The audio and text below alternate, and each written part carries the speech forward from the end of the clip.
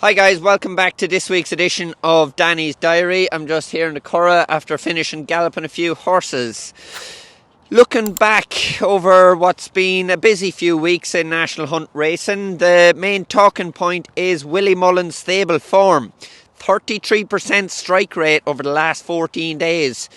You know, the train is really starting to roll now and horses are back to what they should be after was probably a lacklustre Christmas for Willie Mullins. Although still had plenty of numbers on the ground in the winners, the horses are really hitting top form now coming into some of the big spring festivals. So take note of some of those horses that maybe got a little bit tired late in races. They all seem to be bouncing back. Bambino Fever, one that is case in point. Looking ahead to the weekend, we're looking at Etait Temps heading for the Clarence House Chase. He goes here and misses the Dublin Racing Festival. I think, it's probably a case of more so timing for Etait Temps, having been probably in a bit earlier to get ready for the Tingle Creek. I'd imagine Willie is just giving himself an extra week or two to prepare for Cheltenham after this. You'd be hoping he'll confirm form with Jonbon from the Tingle Creek.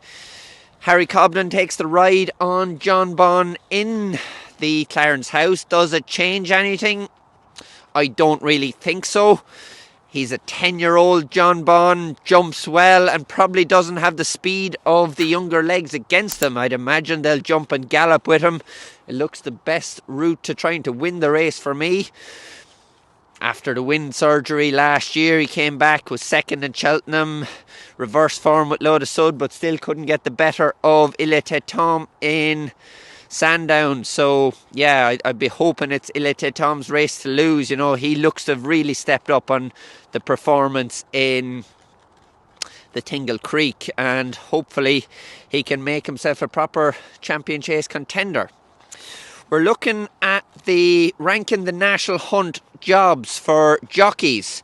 But it's fair to say Willie Mullins' job is the number one job in National Hunt racing. Number two is the JP McManus job. I'd agree with that. Harry Cobden, obviously a great retainer for him to get, but big boots to fill. Those before him, AP McCoy, Barry Geraghty, Mark Walsh, the winning most Grade 1 rider for JP McManus, all have done very well. So, Harry has a great team of horses to come in here and ride, and, we wish him all the best in the new role. Number 3, I'd swap here. You have Henderson and Elliott. I'd swap at the moment, just with Constitution Hill and Jonbon getting older. I think maybe the Elliott job is maybe trumping the Henderson job at the moment, but that all depends on the novices they buy and the ammunition coming through for the following years. And I think at the moment Jack Kennedy looks in the prime position there. Then on to number 5 and 6. I'd swapped them around.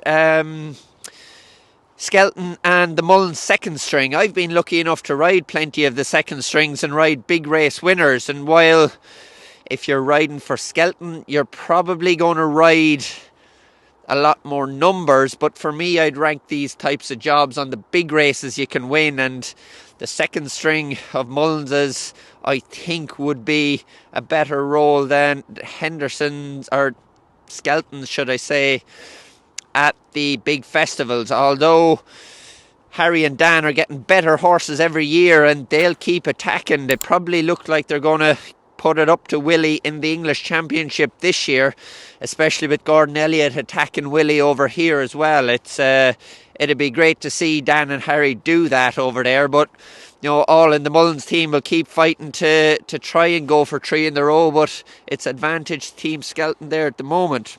Down for number 7, I'd go De Bromhead here. Yeah, be fair enough to say, has had unbelievable luck at the Cheltenham Festival over the last few years with Rachel Blackmore. Darragh O'Keefe steps in here and Darragh is producing the winners day after day, but Henry just needs to get some of those Grade 1 performers back in his stable again.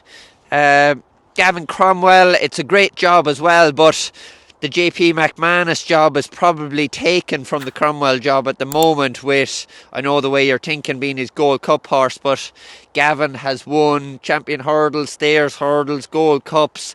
Be no stranger to see him get back into a few more Grade 1 types for the likes of Keith Donoghue to ride.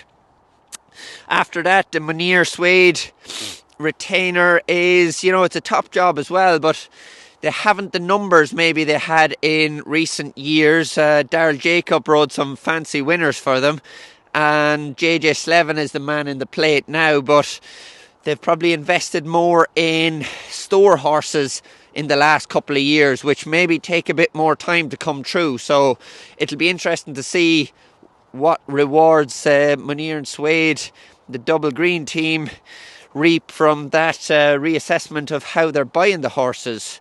Down after that is Paul Nicholls, who probably would have been one of the top jobs a few years ago, but just hasn't got his hands on some of the Grade 1 horses.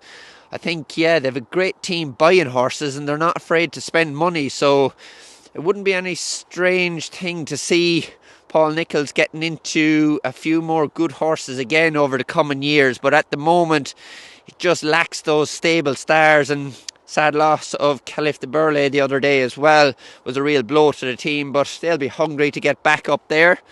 And looking at the others for number 10 on the list, there's so many that'll ride and provide numbers of winners for trainers, but for me it's all about the trainers that can produce them on the big days. And I think of the younger trainers coming through, I'd put Emmett Mullins, Harry Durham there.